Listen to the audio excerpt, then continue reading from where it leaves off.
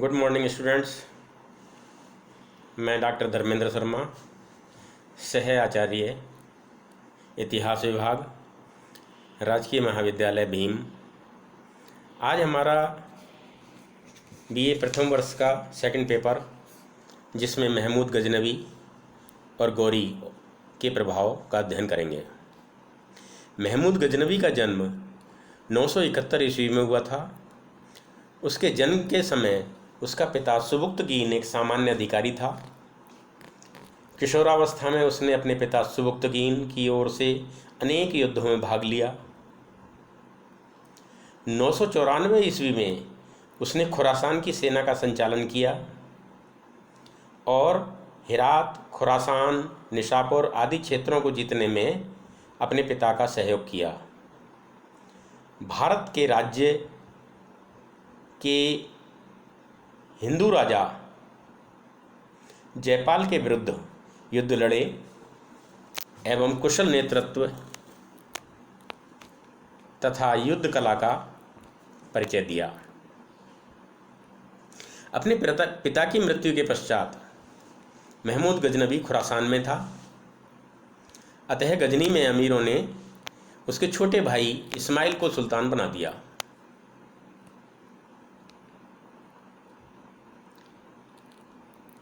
लेकिन महमूद ने इस्माइल को सुल्तान मानने से इनकार कर दिया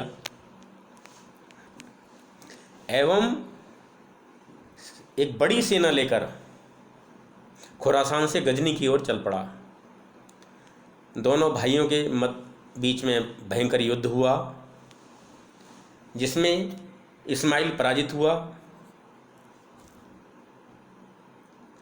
इतिहासकार मानते हैं कि महमूद ने अपने भाई का वध नहीं करके उसके साथ दया और उदारता का व्यवहार किया।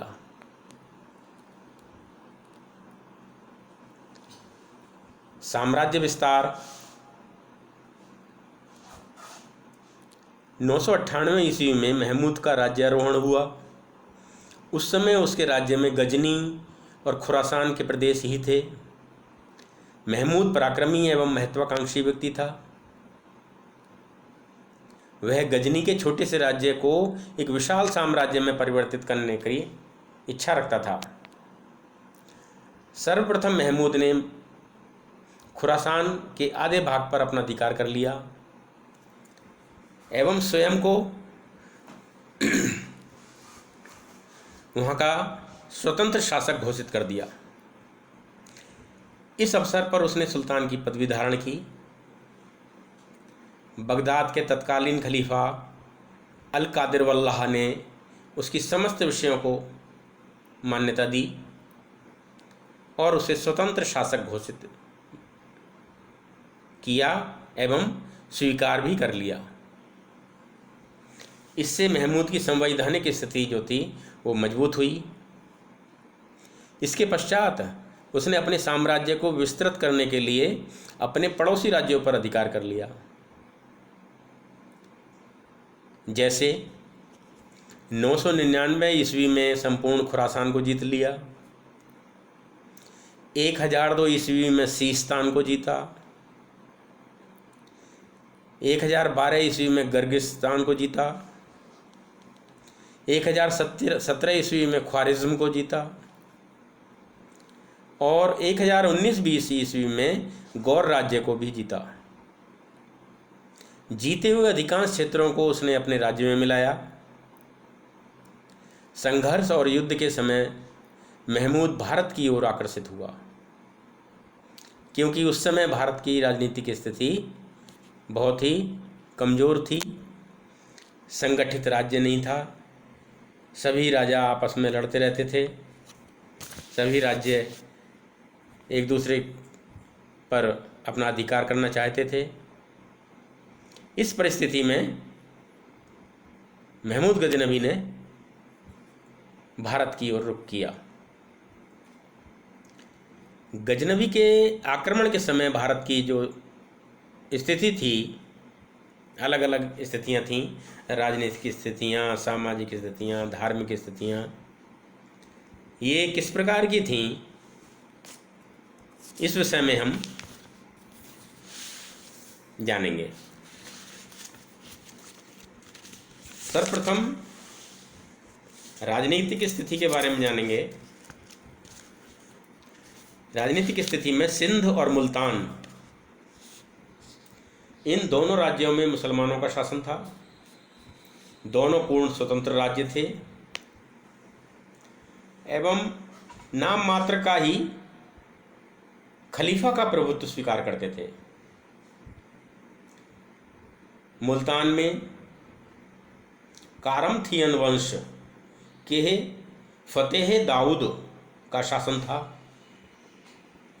और सिंध पर भी अरब मुसलमानों का अधिकार था।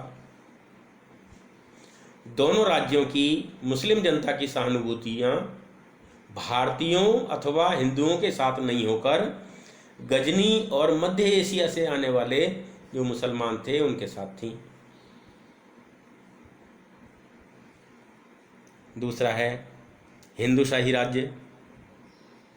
हिंदुकुश पर्वत से लेकर चिनाब नदी तक उत्तर पश्चिमी सीमांत क्षेत्र में पंजाब में ब्राह्मण हिंदूशाही राज्य फैला हुआ था। सुबुक्तगीन के समय से ही जयपाल इस राज्य का राजा था। जयपाल एक सजग और योग्य शासक था, परंतु वह तुर्कों का सामना करने में असमर्थ था, क्योंकि तुर्कों के पास में सेना अधिक थी, भारत में एकजुटता नहीं थी, एक राज्य दूसरे राज्य को सहयोग नहीं प्रदान करता था। इसलिए जो उत्तर पश्चिम के मार्ग से होने वाले आक्रमण थे वो सर्वप्रथम इसी राज्य को सहन करने पड़ते थे। यद्यपि जयपाल ने महमूद गजनवी का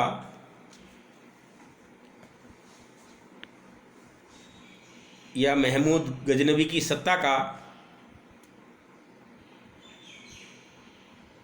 विरोध किया, लेकिन सफल नहीं हो पाया, बल्कि उसे पराजित होकर और संधि और करनी पड़ी उसे। महमूद गजनवी का भी उसने डटकर प्रतिरोध किया।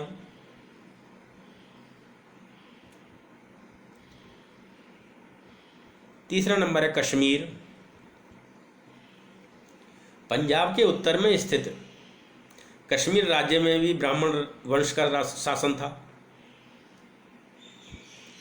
गजनवी के आक्रमण के समय कश्मीर राज्य आंतरिक अशांति का केंद्र बिंदु बना हुआ था। उस समय वहाँ का जो शासन था उसकी रानी थी दिद्दा। दिद्दा ने भी विरोधियों का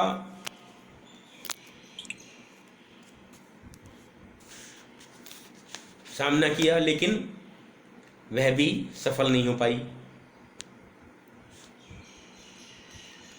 उस 1003 ईस्वी में उसके मृत्यु के पश्चात उसके भाई उदयराज का पुत्र संग्राम राज कश्मीर का शासक बना, लेकिन उसे भी राजनीतिक विद्रोहों का सामना करना पड़ा। चौथा नंबर है कन्नौज के प्रतिहार राज्य। कन्नौज और उसके आसपास के राज्य पर प्रतिहार, जिसे परिहार कहा गया है, वंश का राज्य था। वत्सराज और नागभट्ट के शासनकाल में कन्नौज उत्तरी भारत का एक शक्तिशाली राज्य बन गया था, परंतु बाद में उसकी शक्ति कमजोर होती चली गई। 11वीं शताब्दी के प्रारंभ में राज्यपाल वहाँ का शासक बना। राज्यपाल एक अयोग्य, शक्तिहीन शासक था। कन्नौज के करद शासक बुंदेलखंड के चंदेल मालवा के परमार, गुजरात के चालुक्य, ये सभी राज्य अपने आप को स्वतंत्र कर चुके थे और कन्नौज के प्रतिहारों में मुस्लिम आक्रमणों का प्रतिरोध करने की शक्ति नहीं रह गई थी। 1019 ईस्वी में राज्यपाल को अपमानजनक तरीके से गजनवी के समक्ष संधि करनी पड़ी।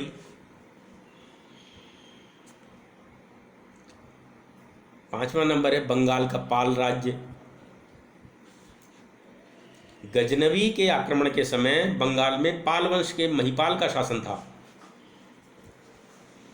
बंगाल के पालवंशी शासक अपने राज्य विस्तार के लिए कन्नौज के प्रतिहारों से निरंतर संघर्ष करके अपनी शक्ति को नष्ट करते रहे।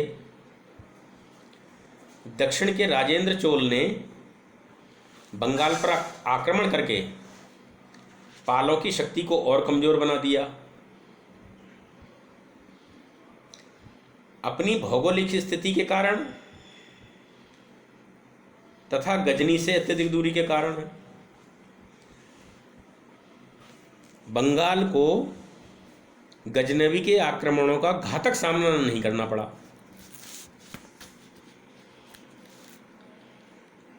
सिक्स नंबर है सांभर के चौहान। जब महमूद गजनवी ने आक्रमण किया तो उस समय राजस्थान में सांभर के चौहान अपनी शक्ति बढ़ाने में लगे हुए थे। सुबुक्तगीन के समय सांभर में विग्रहराज द्वितीय का शासन था। उसने जयपाल को अपनी सेना भेजी। गजनवी के समय में सांभर में दुर्लभराज द्वितीय का शासन था। उसने गजनवी की सेना का विरोध किया। विद्वान फरिश्ता ने लिखा है कि दुर्लभराज ने गजनवी को मारवाड़ में आगे बढ़ने से ही रोक दिया था। इतना शक्तिशाली था। 7 नंबर चालुक्य, चंदेल और परमार राज्य। उपर्युक्त प्रमुख राज्यों के अलावा जो ये आपका सिंध, मुल्तान, हिंदू शाही राज्य, कश्मीर, कन्नौज, बंगाल, सांभर, इनके अतिरिक्त उत्तरी भारत में और भी बहुत छोटे छोटे स्वतंत्र राज्य थे, जिनमें गुजरात के चालुक्य, बुंदेलखंड के चंदेल और मालवा के परमार ये शक्तिशाली थे। इन तीनों राज्य में भी परस्पर संघर्ष चलता रहता था। महाराजा घंग 950 से 1002 तक ईस्वी तक इन्होंने शासन किया। के शासनकाल में चंदेलों की शक्ति काफ़ी बढ़ गई थी।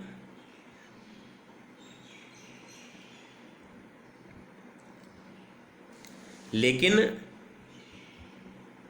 1000 से 1056 ईस्वी के समय राजा भोज, जो सबसे प्रतापी शासक माना जाता है, उसे चालुक्यों के साथ निरंतर संघर्ष करना पड़ा। गुजरात के चालुक्यों को भी मालवा के परमारों और सांभर के चौहानों के साथ संघर्ष करना पड़ा। तो ये जो राज्य थे आपस में ही संघर्ष करते रहते थे, इसलिए ये शक्तिशाली नहीं बने।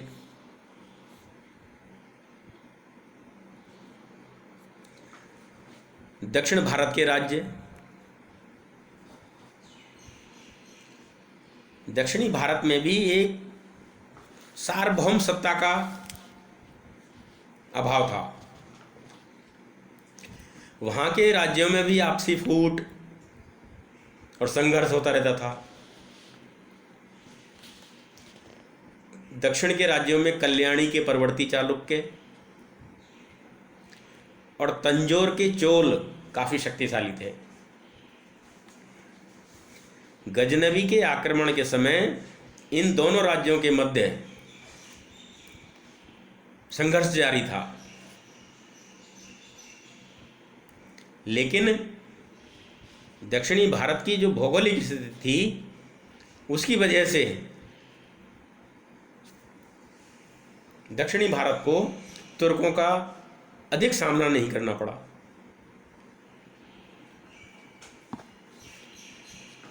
तो उपर्युक्त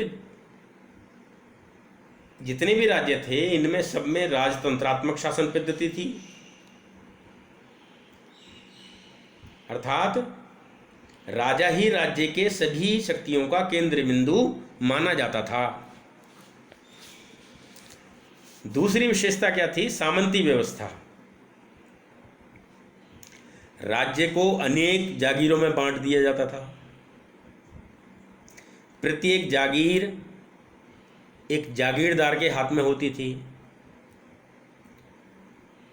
जो